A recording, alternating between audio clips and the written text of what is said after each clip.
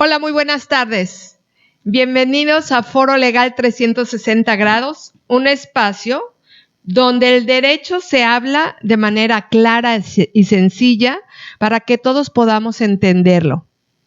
Porque nuestro objetivo es que todo tema legal sea accesible para todos ustedes. Hoy tenemos un programa muy especial por dos cosas.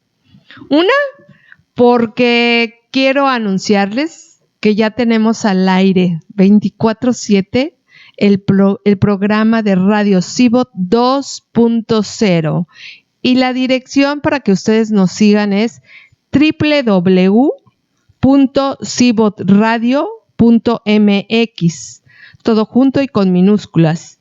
Y por otro lado, hoy tocamos un tema muy especial que no podemos dejar de voltear a ver, ya que hablaremos de un tema que impacta directamente a las empresas en todo México y en cada entidad federativa, y que es la responsabilidad penal en el mundo empresarial.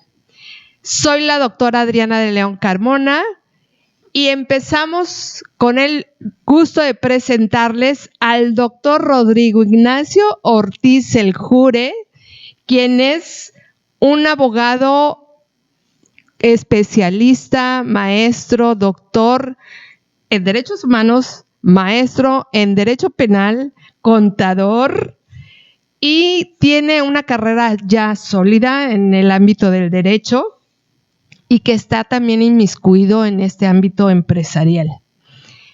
¿Cómo se encuentra hoy usted, doctor Rodrigo? Muy buenas tardes. No, pues yo contento, feliz de que me hayan invitado al podcast, al programa ya de radio, a este proyecto que ustedes tienen, que es tan exitoso, que veo que ha tenido un boom muy fuerte. También soy director jurídico del Instituto Yucateco de Emprendedores. Exacto. El lugar donde nos encontramos ahorita. Bienvenidos. Sí, por eso dije que estás inmerso en el mundo empresarial también. O sea, tu carrera es súper exitosa también. Gracias. Y tengo el gusto, pues, de seguirte desde hace mucho tiempo.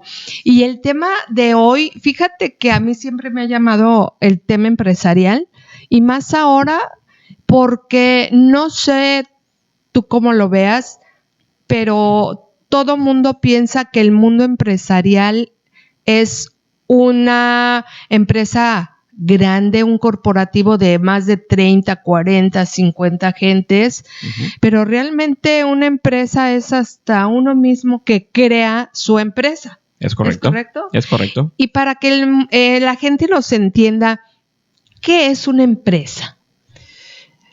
Para definir la empresa, fíjate que llevo dando esa materia de clases hace varios años, es complicadísimo. No podemos darle una definición legal, no podemos darle una definición contable, no podemos darle una definición administrativa, sino es una parte, es una unidad económica de varias cosas. Nosotros como abogados estamos acostumbrados a hablar de la empresa como una persona moral. Ajá. ¿Y cuántas personas morales existen? Bueno, diversas, hablando del área mercantil, sociedad de nombre colectivo, sociedad en comandita simple, responsabilidad limitada, anónima, comandita por acciones, cooperativa, acciones simplificadas, que esta última muy polémica porque es la que puede ser de una sola persona. Y existen otro tipo de empresas como las sociedades civiles, las asociaciones civiles que también pueden usarse en cierta manera, las bursátiles, la anónima bursátil, la anónima promotora de inversión, es decir, hay diversas. Tenemos que conocerlas perfectamente para poder entender cuál es la responsabilidad penal que puede tener una empresa y que pueden tener los socios o accionistas. Porque una cosa es la responsabilidad penal de la empresa como tal, que desde hace unos años es un tema que ya está creciendo, que ya se están vinculando a diversas empresas por delitos. Pero quería darte un dato para comenzar esta plática. Adelante. ¿Tú conoces el caso de Jeffrey Epstein? Sí. Conocidísimo. ¿Tú sabías que esta persona indirectamente está relacionada con el tema de hoy? Y te voy a decir por qué, que es un dato padrísimo. La que fue su pareja, Ghislaine Maxwell, fue hija de una persona de nombre Robert Maxwell. Ok. Robert Maxwell fue un magnate de los medios en Reino Unido,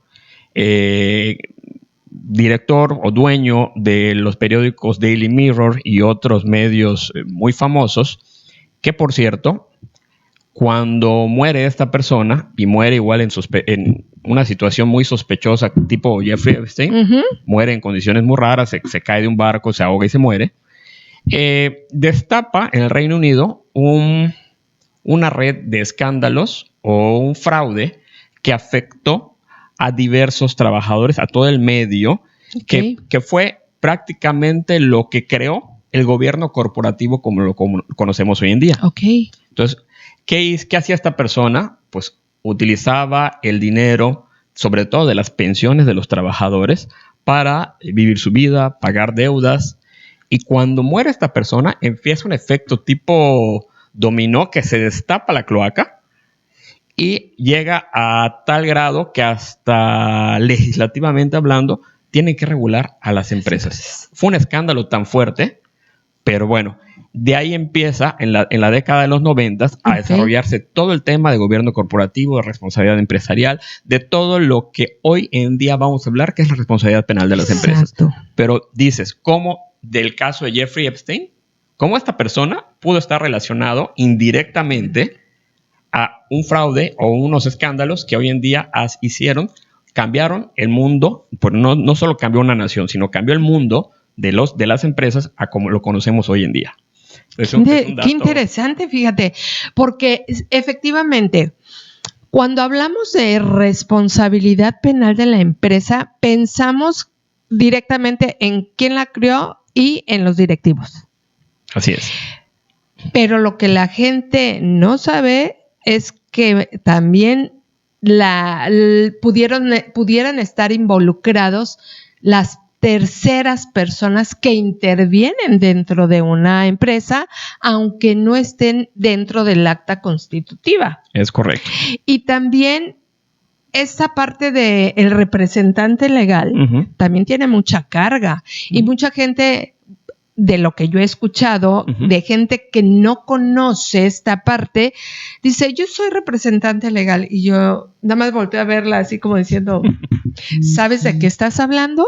Y entonces esto es importante hablarlo, porque mucha gente pensará, como yo no soy el dueño, como yo no soy, pero sí soy representante, sí soy parte interna de lo que viene siendo la acta constitutiva, lo tienen que saber. Sí. ¿No? Por ejemplo, el caso que te platiqué hace un momento, y hay varios casos famosos, como el caso Enron, el caso Volkswagen, hay varios casos que nos da la responsabilidad penal de las empresas, pero por ejemplo, en este caso en particular, las personas afectadas o los indirectos, por ejemplo, miles de trabajadores perdieron sus pensiones por este escándalo. Sí. Miles. Esto ocasionó un colapso financiero en el Reino Unido, y no solo el Reino Unido, en gran parte del mundo, de los grupos empresariales. Y sobre todo de estos de medios públicos y medios de comunicación. Se generó globalmente una crisis o una falta de confianza en el gobierno corporativo, es decir, en el manejo de las empresas a nivel mundial. Fue esto. Esto fue a nivel mundial. Y no solo del tema, te digo, británico, sino de todo el mundo. Es decir, tuvo un impacto en auditorías financieras, en controles internos, en responsabilidad de directivos, lo que ahora conocemos como el compliance corporativo. Por eso quería comenzar con ese caso, porque no muchos conocen. Claro. Y todos hemos platicado del caso de Jeffrey Epstein, pero cómo esta persona indirectamente influyó. El papá de su pareja, Ghislaine Maxwell, que todavía sigue siendo procesada por esos delitos que ya conocemos. Claro. ¿Qué otra cosa te podemos platicar? Fíjate que a mí me interesa en la parte, vamos a hablar en México, ¿no? Hablas tú sobre las auditorías, sobre el compliance. Pero antes de empezar con estas dos partes, me gustaría primero saber, para la gente que nos escucha, la responsabilidad de lo que es el apoderado legal y por qué pudiera estar en esta parte de la parte legal, pues, responsabilidad legal, esta parte de... Fíjate, esa pregunta es importantísima y yo siempre la hago a mis alumnos. ¿Cuál es la diferencia entre un representante legal y un apoderado legal? ¿Dónde está la representación? ¿Dónde está el poder? Sencillo. Representante legal, quien lleva la firma legal de la empresa, quien la representa en todos los actos. Habría que pensar 3 elementos del gobierno corporativo: propiedad, control y dirección. Ese es. ¿Quién la representa? ¿Quién lleva la firma social? Porque todos indirectamente tienen cierto grado de responsabilidad. Sobre todo en las asambleas de socios, que es cuando presentan todos los números, qué está pasando con la empresa, pues no solamente el director, no solamente el administrador tiene responsabilidad, sino todos los socios al tener conocimiento de esto. Hay una figura, siempre me gusta hablar, fíjate que este tema lo conozco, me gusta. Claro, sí, por eso lo invité. Hay algo que se llama la simetría de la información. Ok. ¿Qué significa esto? Que los accionistas no reciban la información directa. No existe esa transparencia por parte de los administradores o de los directivos. Claro. Llámese la figura gerente, directivo, la que sea. Entonces, cuando se crea esta simetría de información y existe perjuicio para los accionistas, para los dueños, es decir, los beneficios que podrían ser en incentivos que pueden percibir los directivos, pues puede ser que sea en perjuicio de los accionistas. Okay. Que eso también puede dar lugar a delitos. Pero si nos vamos a delitos, ¿qué dice el Código Nacional de Procedimientos Penales? Porque existe una cierta duda respecto a la responsabilidad penal de las empresas. ¿Por qué? Una empresa no existe tangiblemente. Exacto. Una empresa no es este lugar. Una empresa no es una oficina. Es intangible. Es intangible.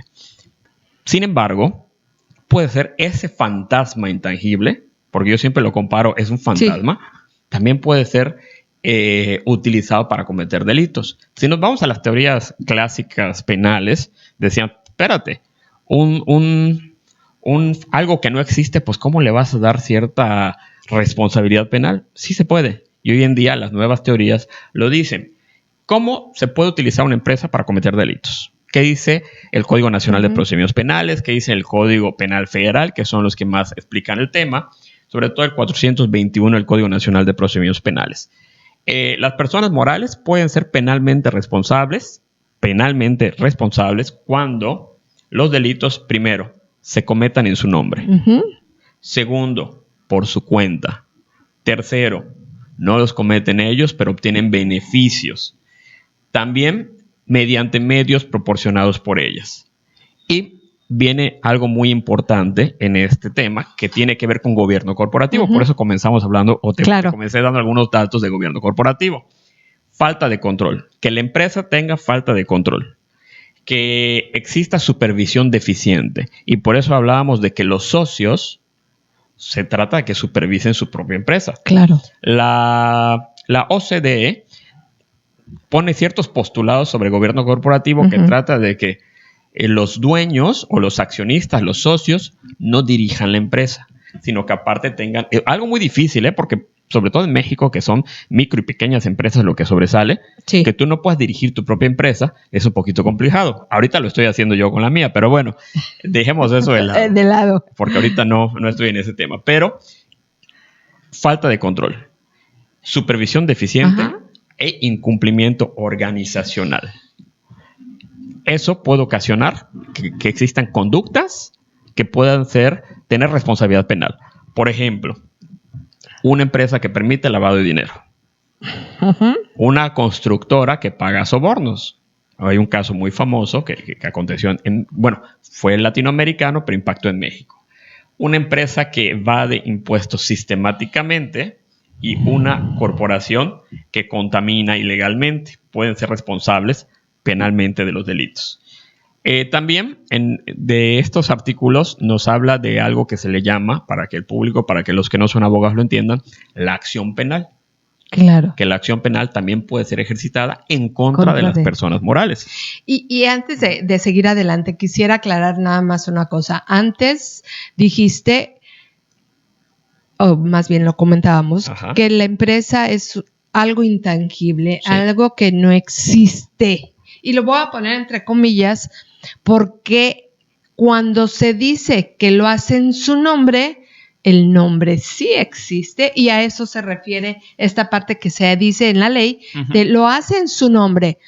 Sí, porque el nombre sí existe, el nombre sí está registrado, el nombre tiene que estar en una acta constitutiva, pero en sí la empresa, lo voy a poner así, es la casa o el lugar en donde pongo el nombre, esa es la empresa. Así es. Pero es intangible porque puedo no poner el nombre, pero existe la empresa. Es correcto, existe. Y podemos estar hoy en día en una ubicación. Exacto. Podemos estar el día de mañana en otra ubicación. La empresa tiene bienes tangibles, la empresa tiene bienes intangibles. Una constructora puede tener maquinaria. Claro. Puede tener bienes intangibles como derechos. Tenías un compañero del doctorado que se dedicaba a todo el tema de música y el registro de eso. Sí. Esos son derechos intangibles. Sí. También una empresa puede ser dueña de ese tipo de derechos. Claro. Y fíjate que esto es bien importante que la gente lo sepa y lo tenga en cuenta, porque hoy por hoy, con tanto emprendedor que hay, y que realmente, pues qué bueno que existe esto del emprendurismo, porque más que nada tienen que saber que lo que ellos están emprendiendo, pues ya tienen una responsabilidad, porque tienen que estar dados de alta en Hacienda. Claro. Que ese es un tema también muy, muy específico y importante para la creación de una empresa. Es lo primero. Y si vamos a temas de emprendimiento, los conozco muy, muy bien. Claro. Muy, muy bien. Acá en el Instituto Yucateco de Emprendedores, siguiendo la visión del gobernador Joaquín Díaz Mena, de nuestro director general, vemos ¿cómo te explico? Tratamos de promover estos temas. Salvador Vitali Macías, nuestro director general, ha sido muy específico, muy claro en incansablemente dar servicios al sector de emprendimiento y artesanal. Tenía que dar este comercial. Pues no, está bien, porque también entra dentro del tema. Y pues nada más para seguir avanzando en el tema, seguramente platicaremos más adelante. Damos muchos apoyos. El tema de los nombres es parte de los programas. Y si alguien que está viendo, alguien de tu auditorio, quiere alguna información, pues que ingresen a la página del Instituto Yucateco de Emprendedores. Ahí vienen los programas, ahí vienen todos los apoyos que damos, que vienen incluso apoyos económicos, créditos desde $1 hasta $500,000. Hay créditos sustentables, hay, muchos apoyos. Pero bueno, si quieres regresamos al tema. Y con esto mensaje que acabas de decir último, que son los créditos los préstamos. Todas las empresas requieren de un préstamo y de ahora sí que es un empujoncito económico de bancos. Así es. Precisamente para las empresas. Es correcto. Y con esto volvemos al tema. Esta parte económica, muchas veces también las personas que emprenden o que tienen su negocio pequeño, dicen, un préstamo voy a poner caja X, pues lo voy paso a paso, pero después empiezan los problemas, precisamente por todo lo que tú has estado diciendo, la supervisión, el reporte claro, todo lo que la empresa requiere para que esté bien en funciones, ¿no? Es correcto. Adri, fíjate que muchos de los problemas que se dan en las empresas es por falta de control, por falta de supervisión. Por eso se trata de profesionalizar a las empresas, de buscar apoyo legal, apoyo administrativo, de gente que sepa, que esté preparada. Por eso se trata de que los accionistas o socios no sean los directores, porque imagínate, ya de por sí tienen el tema de estar generando recursos para la entidad, como para que parte le estén dirigiendo, es complicadísimo. Pero si regresamos al tema de responsabilidad penal, me gustaría que platiquemos sobre las consecuencias jurídicas Así es. Y si quieres, más adelante podemos hablar de los delitos también. Es que este tema de responsabilidad de las empresas da para mucho. Sí, da claro, para mucho. Claro. Y, por ejemplo, esa parte de incumplimiento nos lleva a esta parte de responsabilidad penal junto con esta falta de organización. Así es. Que muchos dicen, pues, espérate, es un fantasma que no existe. ¿Qué responsabilidad penal va a tener? Muchísima responsabilidad. Por ejemplo, la ley nos platica de multas.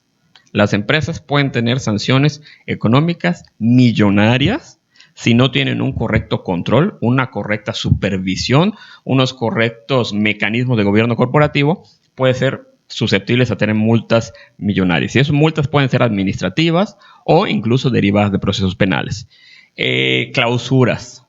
Hay clausuras temporales, hay clausuras definitivas, que incluso, repito, si el mismo Código Penal nos habla de estos como consecuencias, también para los socios puede tener consecuencias penales. Claro. Pero bueno, intervención judicial.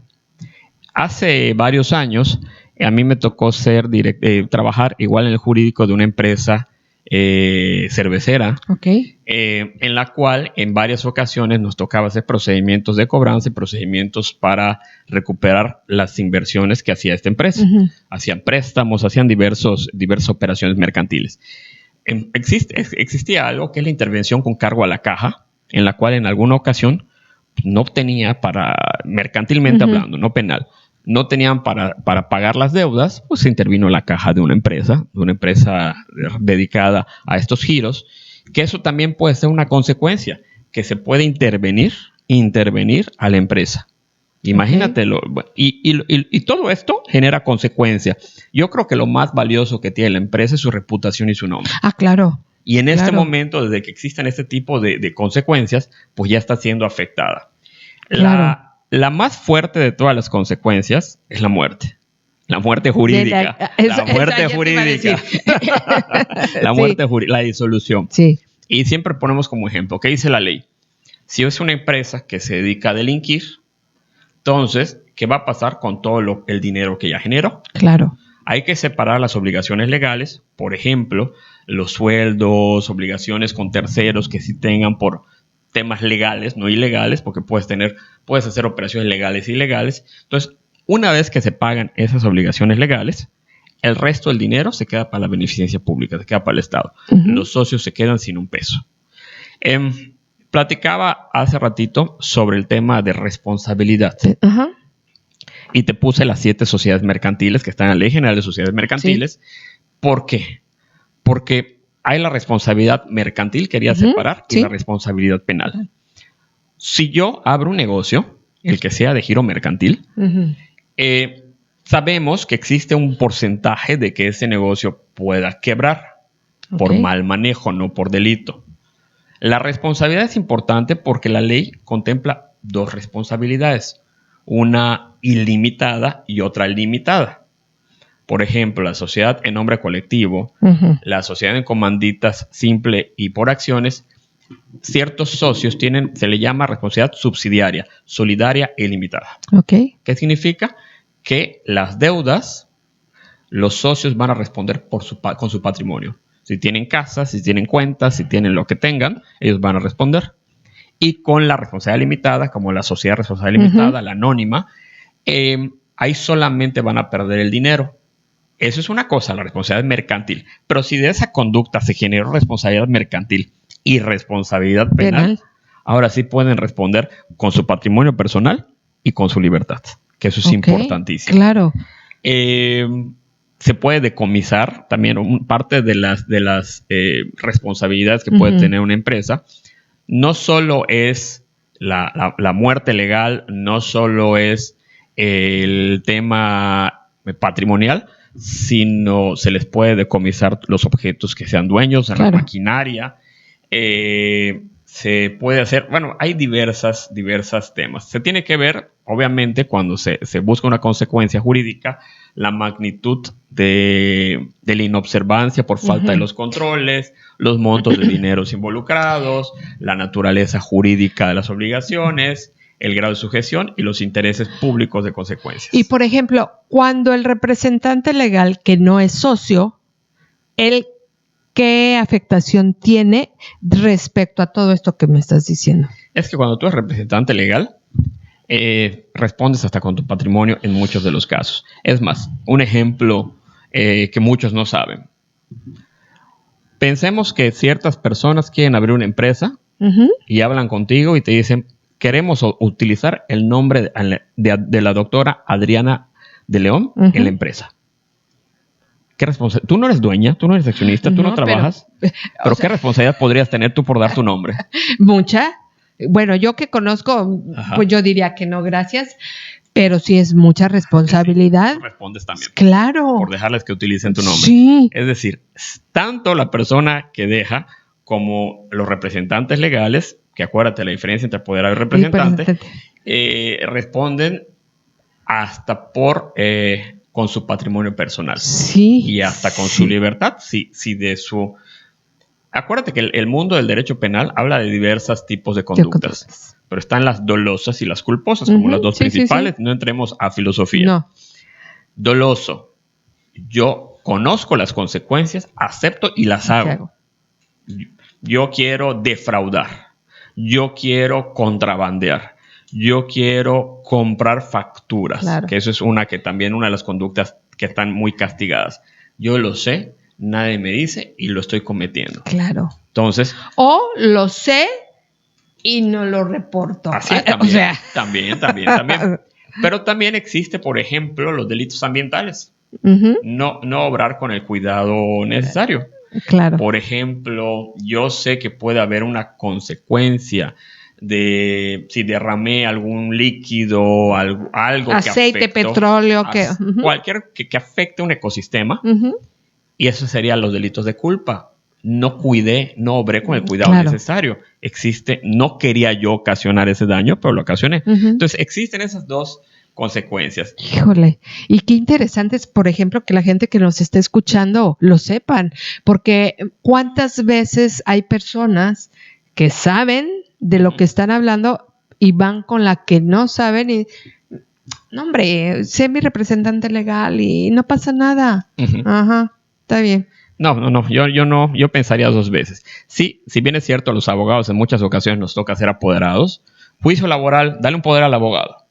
Pero hay distintos poderes también. Ajá, ese poder para litigios, pleitos, cobrar, hasta ahí. O sea, actos de dominio, cuidado. Así es. Cuidado, porque sí puedes tener responsabilidad. Pero por ejemplo, tú y yo lo sabemos.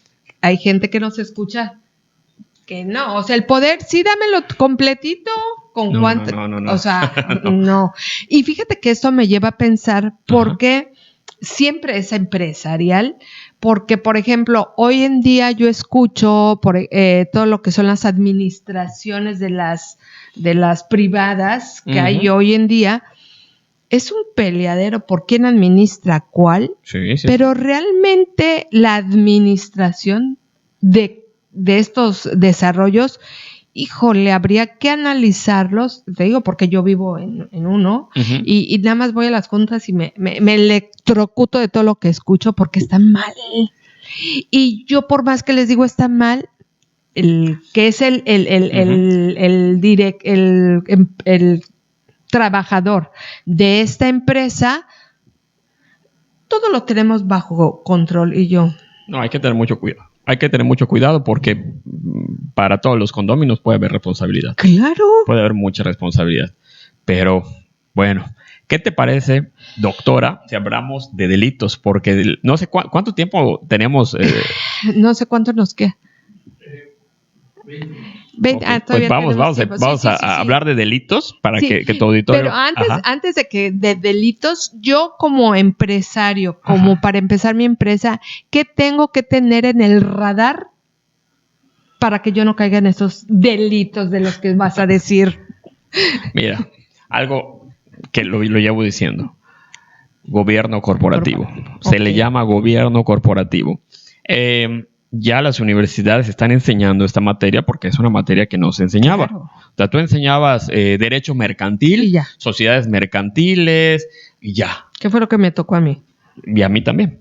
Pero hoy en día ya se trata de profesionalizar. Por ejemplo, aquí en México o en Yucatán, lo principal que tenemos son empresas familiares.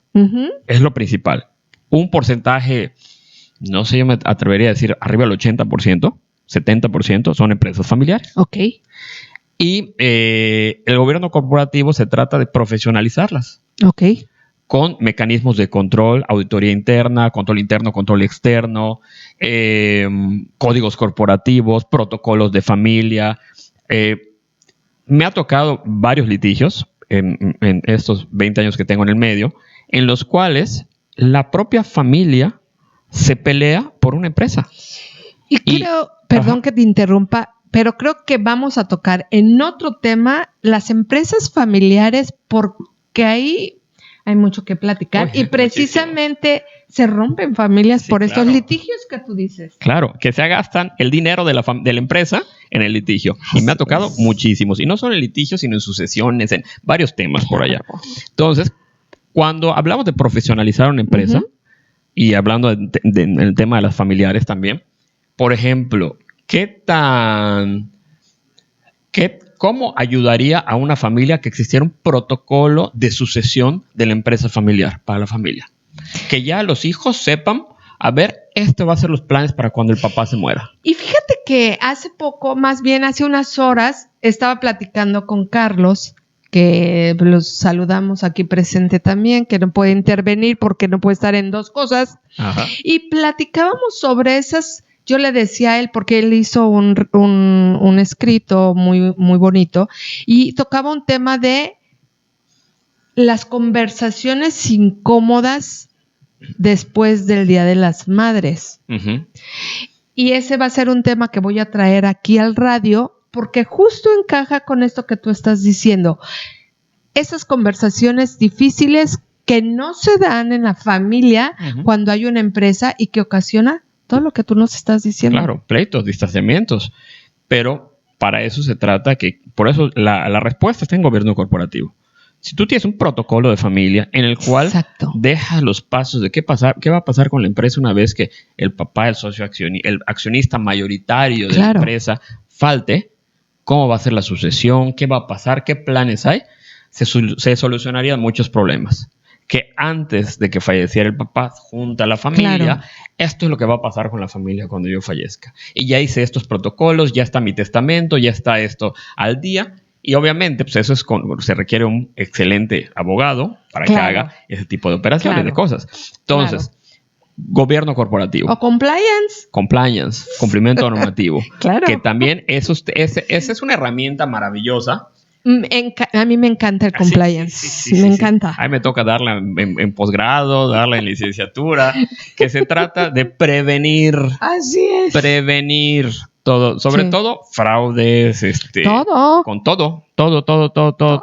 El cumplimiento normativo es una herramienta maravillosa, pero fíjate que el compliance es una de las herramientas de gobierno corporativo. Así es. Entonces, cuando hablamos de gobierno corporativo, hablamos de teoría de la agencia, asimetría de información, compliance, control interno, control externo. Sí, es solo una parte. Sí, es algo tan grande y pues obviamente todo empresario debe capacitarse, meterse de lleno a su emprendimiento.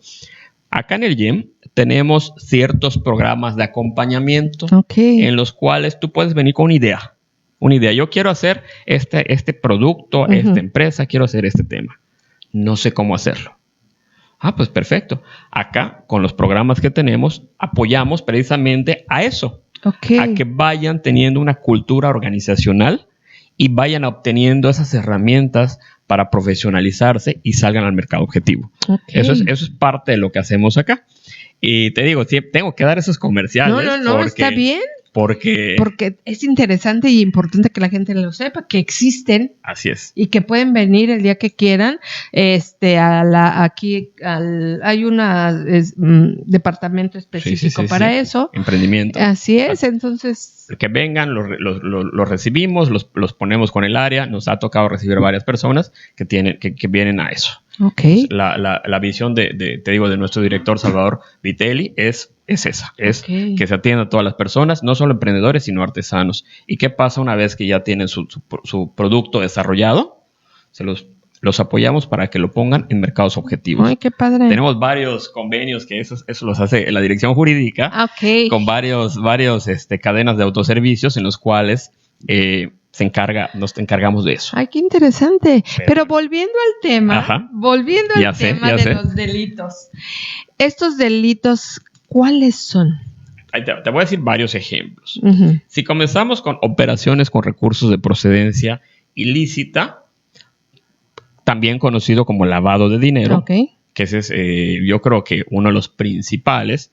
¿En qué consiste? Ocultar, transformar, transferir, utilizar recursos económicos provenientes de actividades ilícitas para aparentar que tienen un origen legal, para volverlas lícitas. Acá es complicado que una empresa no lo sepa, que los productos, que el dinero que está utilizando viene de un recurso ilícito. Claro. Y aquí viene tanto porque hay dos responsabilidades. Para la empresa que lo hace, como para el que recibe, como para el que lo facilita, que son dos tipos. ¿Qué busca el lavado de dinero? Esta figura ilegal busca darle apariencia de legal a dinero ilegal. Ya. Eso es lo que busca. Otra conducta que también puede ponerse, corrupción, conductas mediante las cuales una persona o empresa ofrece, solicita o recibe beneficios indebidos para obtener ventajas ilegales. Ejemplo, una constructora que entrega sobornos para tener licitaciones. Entonces, eso también, aquí en México hubo un caso muy famoso, Odebrecht. Sí. Que fue un caso muy famoso en esos temas. Sonado. Y fíjate que a mí en el actual profesional me ha tocado atender a varias personas que, por ejemplo, es que esta empresa me prometió que tenía este contacto y le entregué dinero. Ya. Entonces, acá tú sabes que la empresa está haciendo algo ilegal y tú estás siendo cómplice de ese actuar. Ya. Pues en ese caso también a la persona se le afectó de esa conducta ilegal y también perdió parte de su patrimonio porque al contribuir a esto existe también responsabilidad para la persona. Te digo, no solo para el que lo hace, sino para el que lo facilita también. Ese tipo de conductas también. Delitos ambientales. Lo platicamos hace un ratito. Uh-huh. Conductas que dañan el medio ambiente, conductas que dañan recursos naturales, salud pública, que puede ser mediante contaminación, explotación ilegal, etcétera. Hubo un caso muy famoso de Volkswagen que hizo algo que se llamó el Dieselgate, que cambió su computadora. Esos son casos, cuando me ha tocado dar en el doctorado de Derechos Humanos, a veces doy ese caso, porque hubo afectación a derechos humanos. Los derechos ambientales son derechos humanos. Al cambiar las computadoras para que cuando entraran a revisión esos vehículos dijeran, están perfectos. Y la realidad es que las emisiones que estaban haciendo, pues sí estaban siendo muy contaminantes. Otra conducta, y estoy tratando de abarcar lo más que pueda porque el tiempo nos apremia. Yo siento que esto podemos hacer... no, podemos hacer hasta 4 programas. Eso te iba a decir. Sí. Yo encantado. Pero nosotros también encantados de tenerte. Tú nada más agendamos y los hacemos. Porque así tuvimos lo de impuestos. Uh-huh. Y vamos a seguir igual con esa parte, pero me encantaría que estés otros 3 programas. Lo que requieras. Sí. Delincuencia organizada. Existe una ley especializada de eso. Sí. Y son conductas graves. Sí. Cuando 3 o más personas se organizan penalmente para cometer delitos de manera sistemática. Te decía que existe la Ley Federal contra la Delincuencia Organizada en México, que se encarga de penalizar este tipo de conductas. Delitos financieros. Ajá. Los delitos financieros buscan conductas o hacen conductas ilícitas relacionadas con bancos, inversiones, mercados financieros, manipulaciones económicas, etc. Estos delitos financieros pues también pueden ser conductas. Por ejemplo, un caso emblemático, el caso Enron. El caso Enron. Trata de personas también.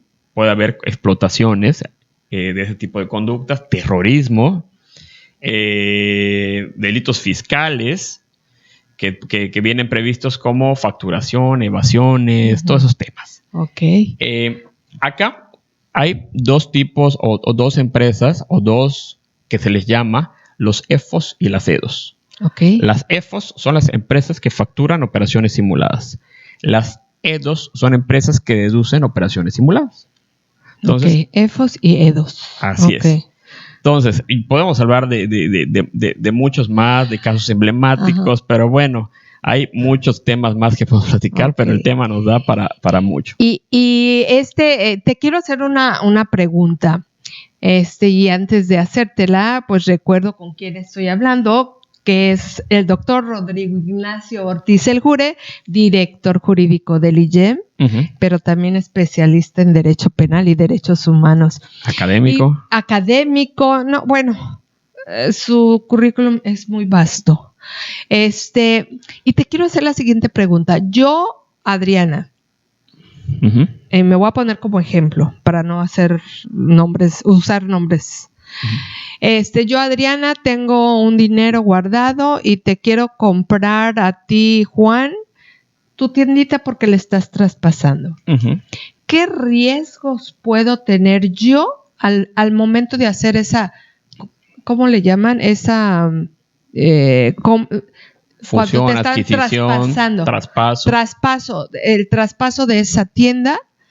¿Qué responsabilidades respecto a estos temas que estoy hablando me puedo tener encima? Te vuelves responsable solidario.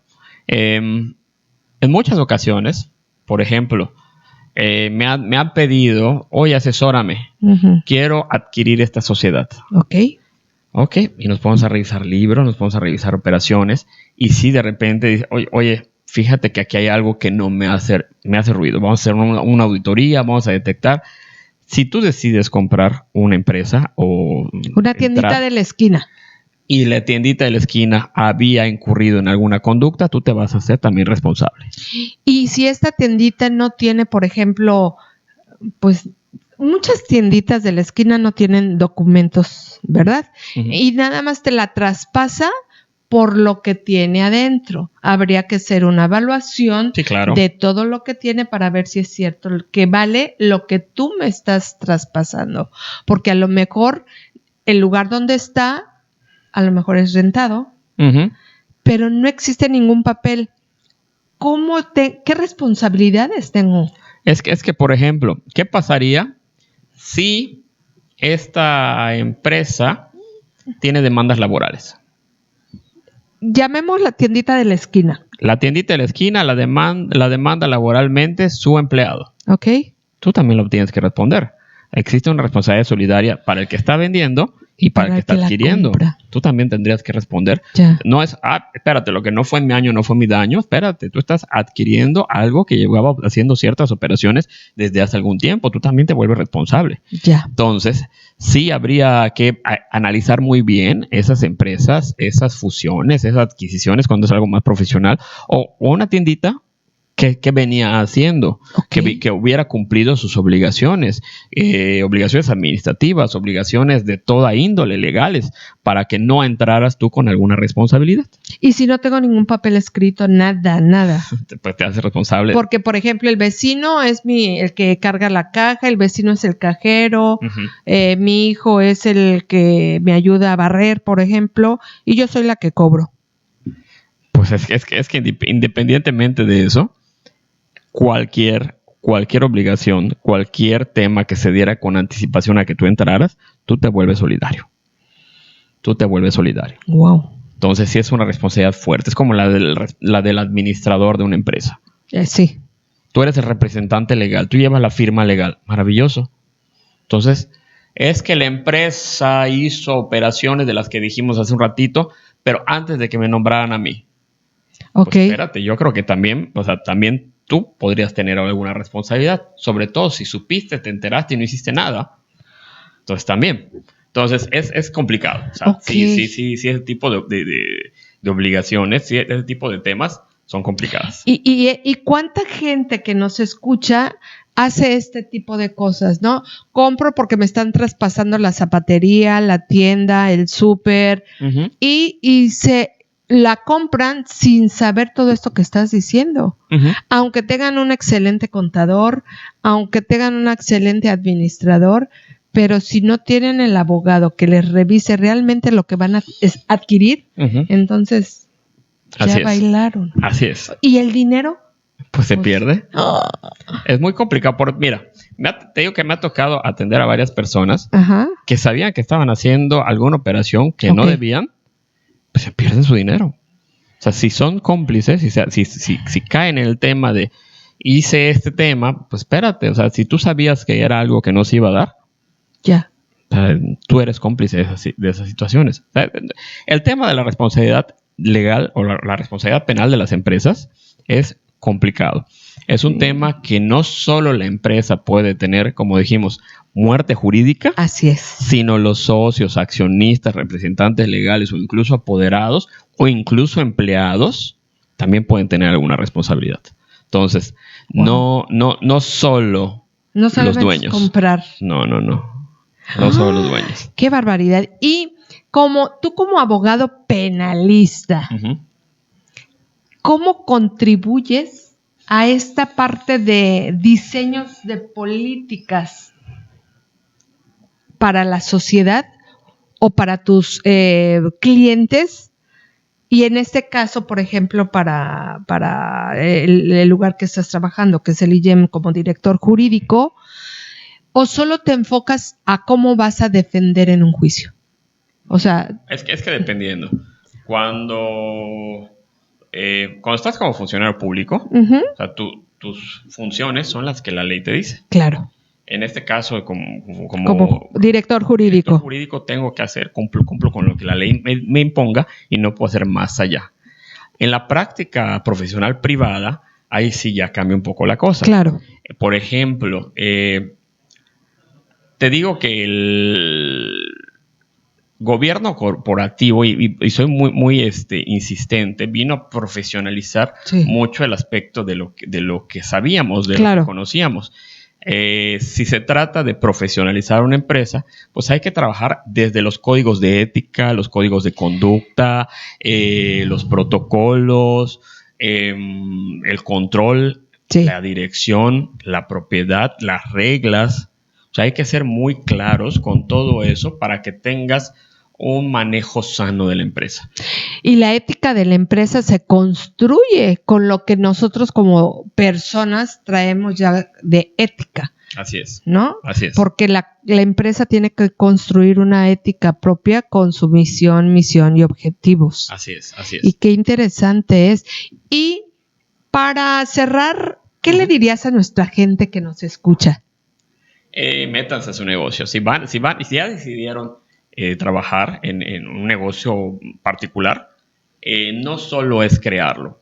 Hay que estar bien metidos, hay que analizar, revisen los estados financieros, revisen las operaciones, revisen lo que hacen los empleados, tengan un cumplimiento normativo perfecto, contraten gente que sepa. Que sepa, porque, no hombre, seguramente contigo también ha ido muchas personas que han tenido cada cosa. Sí. Entonces, contraten gente que sepa. Decía esa fábula, no cobro por poner un tornillo, cobro porque por sé qué tornillo es. Así es. Entonces, y que se metan a profesionalizar, que conozcan que existen consecuencias, que si no lo saben, pregunten, busquen asesorías. Oye, esta conducta, ¿se puede o no se puede hacer? Un profesional te va a decir sí o no. Ok. Pues, Rodrigo, me dio un gusto enorme tener aquí en el Foro Legal 360 grados al doctor Rodrigo Ignacio Ortiz El Jure, director jurídico del IGEM. Y para nosotros, aparte, fue un gusto que él inaugure el programa de Cibot Radio, que ya está en 24/7. Recuerdo que es www.cibot Radio MX, todo junto y con minúscula. Muchas gracias, buenas tardes, y esto fue Foro Legal 360 grados. Mi nombre es Adriana de León y mi invitado es... el doctor Rodrigo Ortiz El Jure. Hasta pronto.